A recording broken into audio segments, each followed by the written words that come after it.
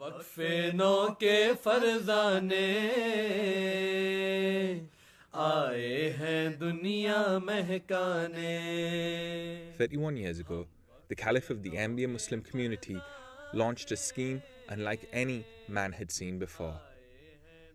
En masse, he enlisted thousands of unborn children to an army that would bring spiritual revolution to the world. मैंने बाहर निकल के ये कहा कि बेटा अब तुम्हारा और मेरा ताल्लुक बिल्कुल ख़त्म हो गया.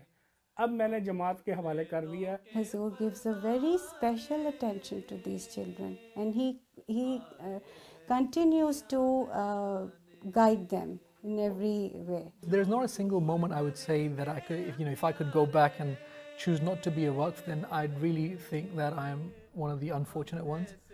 Now, on the conclusion of this year's National Ijtimas, MTA News looks back over 3 decades and tells the astonishing story of the Waqfe Nau Scheme. सीनों में नूर खुदा लेकर قالت امرأة عمران رب إني نذرت لك ما في بطني محررا فتقبل مني إنك أنت السميع العليم.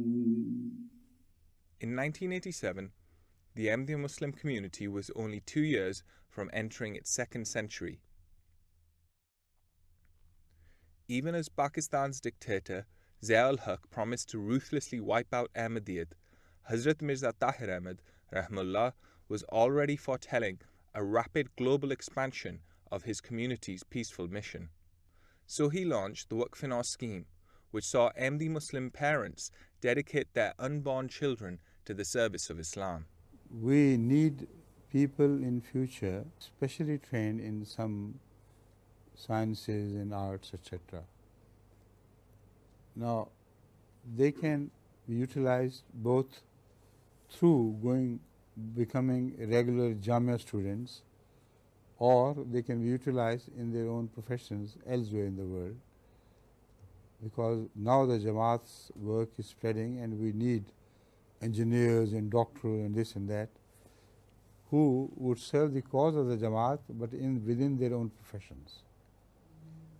So I have given freedom to all children and parents so far to go by the talents of the children and their own inclinations. Mothers and fathers hurried to join the new initiative. However, those already blessed with children did not want to miss out. मेरे दिल में उस वक्त फौरी तौर पे जो है वो जज्बा जो है पैदा हुआ कि हजूर ने इतनी बबरकत तहरीक फरमाई है तो इसको मैं उबे करूं और हजूर की खिदमत में जो है अपने बच्चों को जो है पेश करूं. और उसके बाद फिर मैंने हजूर को फौरी तौर पे ख़त लिखा. Then we waited for a long period of time that what Hazur says, and we started praying that may Allah accept our request. And when we received Hazur's letter and he has been requested, and we were so happy to see this, that Hazur has given us this honor. I would consider myself to be extra special because I was born, as I said, before the Waqfe Nau Scheme, and I feel lucky that my parents had the idea to actually say to Hazur that, look, I've already got a son that I want to put forward in this scheme. He could have just left it, and I couldn't, I wouldn't have had this opportunity. With the launch of the scheme, the Caliph appointed a young doctor in London to volunteer in an administrative capacity, and he was witness to the miracles that followed. Many parents, they wrote to Hazur that they had no child for 10 years, 15 years, 20 years of life, of married life. And when they decided to act on Hazur's advice and dedicate their future child, God blessed them with the children. Hazrat Mirza Tahir Ahmad Rahmullah sadly passed away in 2003. But the Ahmadiyya Muslim community was now blessed with its fifth Caliph, Hazrat Mirza Masroor Ahmad, may Allah be his helper. Within weeks of his election, he addressed the first ever national ijtima of the Waqfe Nau Scheme. ये वक्फ़े नौ की जो इज्तिमा इन्होंने किया है अमीर साहब ने, ये बहुत सारे बच्चों में ये एहसास होगा कि उन्होंने हिस्सा लेना था और वो नहीं ले सके. तो इंशाल्लाह उम्मीद है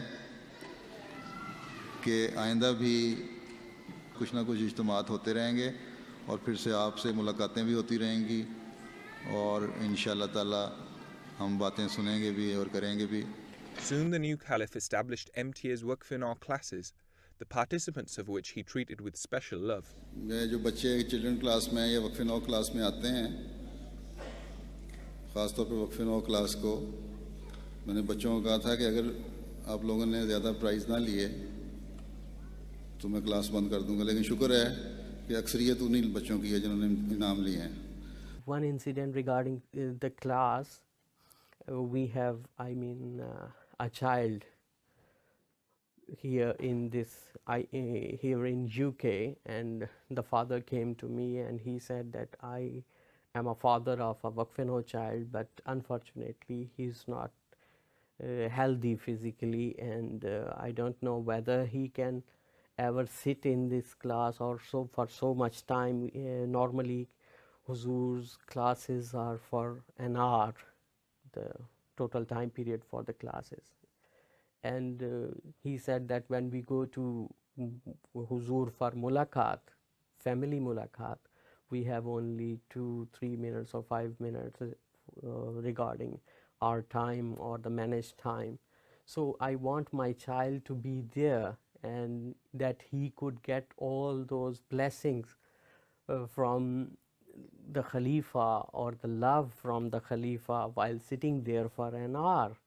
So I presented this matter to Huzur that father was requesting this, and he was very sorry for this, that and he is worried that will he get this opportunity.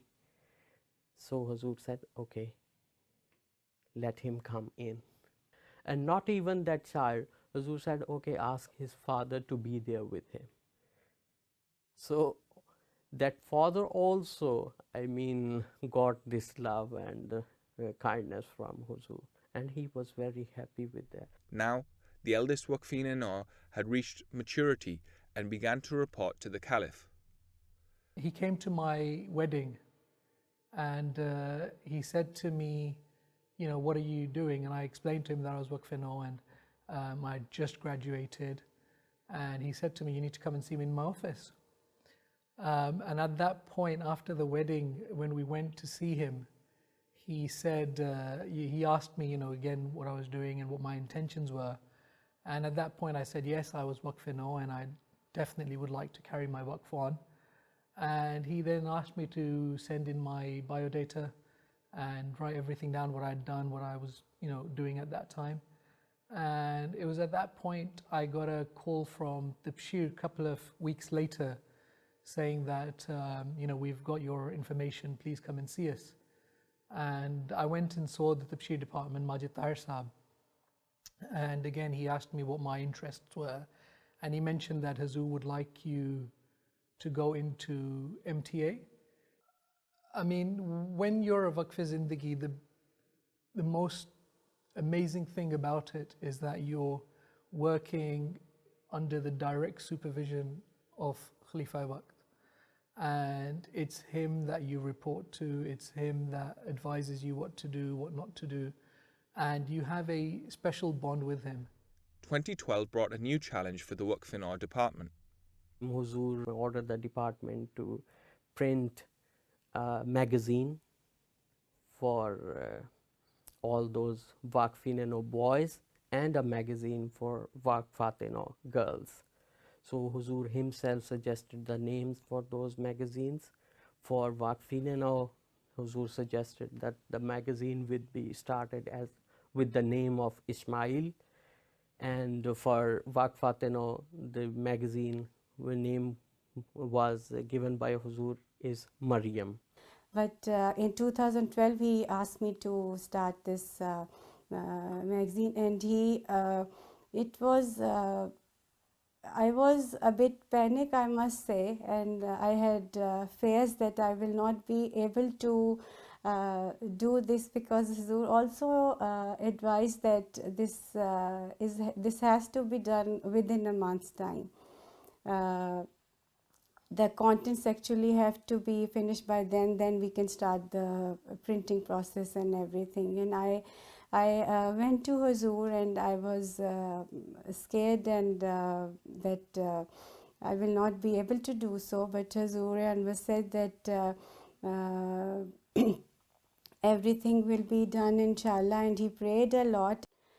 I felt very much at ease because I had no idea so far about anything about preparing files or writing or anything, but Hazur constantly guidance and prayers, I did manage to serve in this context. Otherwise, I will say that I wouldn't have been able to do so.